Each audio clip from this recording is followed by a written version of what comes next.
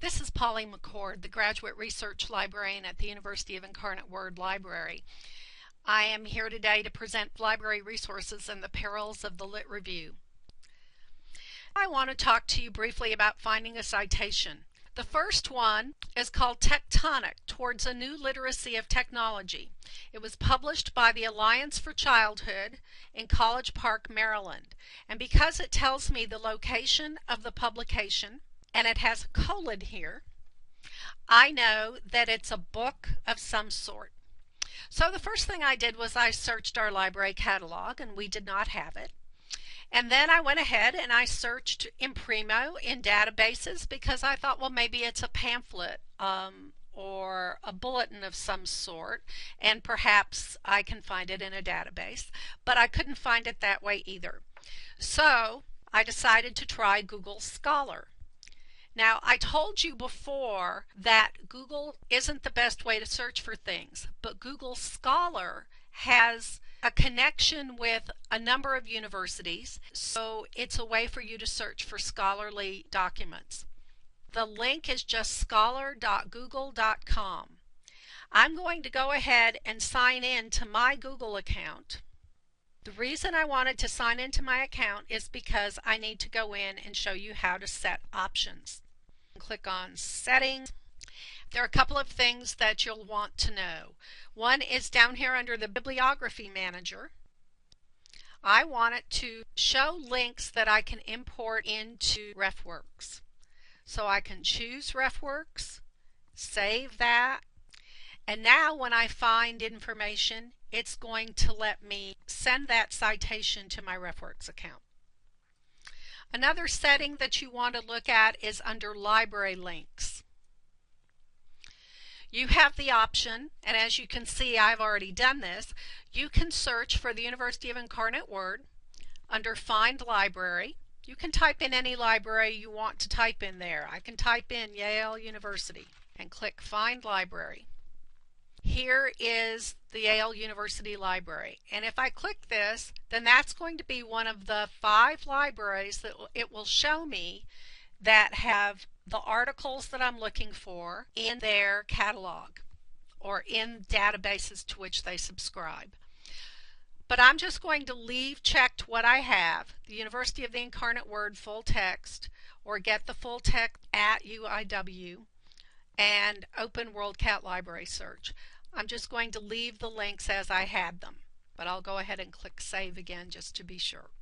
So we're in Google Scholar, and we want to search for that book that's called Tectonic, and because that is a unique enough title, I don't need to really type more than that. And I'll click on Search. There it is. It's the second one on the list, Tectonic, Towards a New Literacy of Technology. It gives me the abstract. I can click on it and it will take me into the article. I can click on Eric Full Text right there to be able to see the full article. Again, it's given me descriptors. It's given me an abstract, so that will give me other ways to find the material. Another thing that you want to do when you're searching is always go to the end of the article, and in this case there are chapters. So you'd want to look at the end of each chapter for the list of references. Because if you're looking at this article because it's a topic in which you're interested, the chances are very good that the list of references is going to be a good lead for you.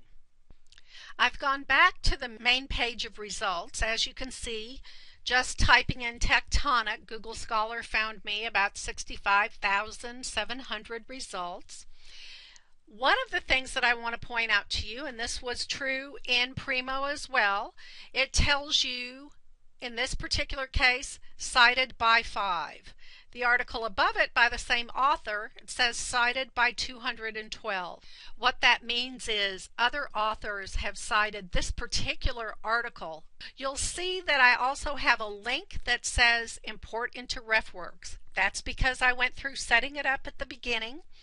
And if I wanted to import this abstract and citation, again, it does not save the article into RefWorks. You would have to save it some other way, but I can import this into my RefWorks account.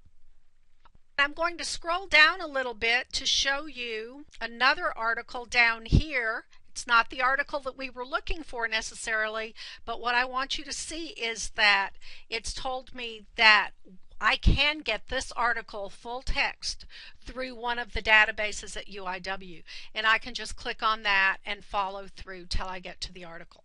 So I was looking for this particular book and I was able to find it in Google Scholar.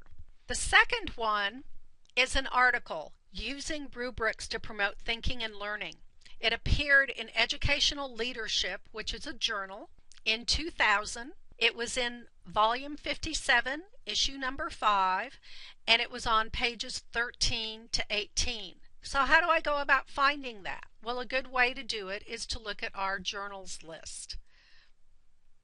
You'll want to go into the e-journals list from the library's main page. Type in Educational Leadership, and as you can see, it has completed it for me. I just choose it and then I click on Go. It shows me that we have access to educational leadership through a variety of different databases. Several of them are provided by EBSCO, but each one is a different database. And then the last one here is provided through ProQuest, and again, a different database. Because the article we were looking for was from the year 2000, and this particular last database only offers it from 1988 until 1999, that database is not going to have the journal issue that we need. But the rest of these all say from 1974, from 1966, and they don't have an end date. So we should be able to find the article we need in any one of those. I'm just going to choose Academic Search Complete, follow through, and it's going to take me to a page that looks like this. And as you can see, it gives me citation information for the journal, Educational Leadership. I can scroll down over here and on the right hand side choose the year 2000. It was issue 57 number 5, I believe. And now here the second article is the one we were looking for, Using Rubrics to Promote Thinking. I can click here to see it full text. Again, I'll be able to do what we've talked about before. Save the article, email it to myself, send the citation to RefWorks. All of that information will be available to you the same as finding it any other way. So that's how you find a journal, but always look for the journal title, not the title of the article, and not the author. Because as you know, in journals there could be several articles and more than one author. The next item on our list is an article from the AAHE Bulletin. Now, generally, if something is a bulletin, a circular, a newsletter, all libraries do not subscribe to them and all databases do not include them. So I did search our databases. I did use Primo to search for AAHE Bulletin and I was unable to find it. And so that would be an article that you would want to order via interlibrary loan. I believe in the presentation on library services, Del Davis goes over interlibrary loan and how that process works. When you're requesting an item from interlibrary loan, though, be sure that you include as much of the citation information as you can.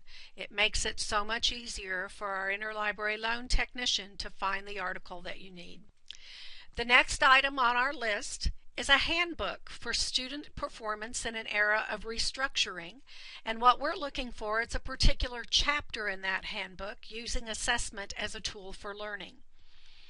The handbook was edited by Robert Blum and Judith Arter, but Judith Arter also wrote the chapter that we're looking for. I looked for this a variety of ways. I searched in our catalog, I searched in our journals, I used Primo to search across everything, I checked in Google Scholar, and finally it dawned on me to use WorldCat, and I located it in ERIC over at UTSA.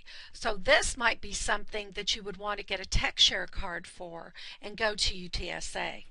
Finally, the last item on our list is a book, Reflective Teaching, Effective Learning, Instructional Literacy for Library Educators, and I searched it in our library catalog and was able to find it that way.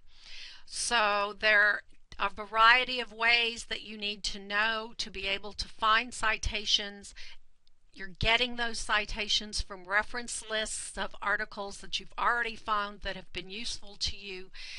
If you need more help with this, be sure to give me a call or come by my office. There are a couple of other things that you need to know. One is how to find dissertations. One example is in Digital Dissertations and Theses. This provides citations and full text for dissertations and theses from 1,000 plus graduate schools and universities. The citations include 350-word abstracts for dissertations and 150-word abstracts for master's theses. The place that you would look in the library's catalog would be under Book Collections and Catalogs. I'm going to click on this.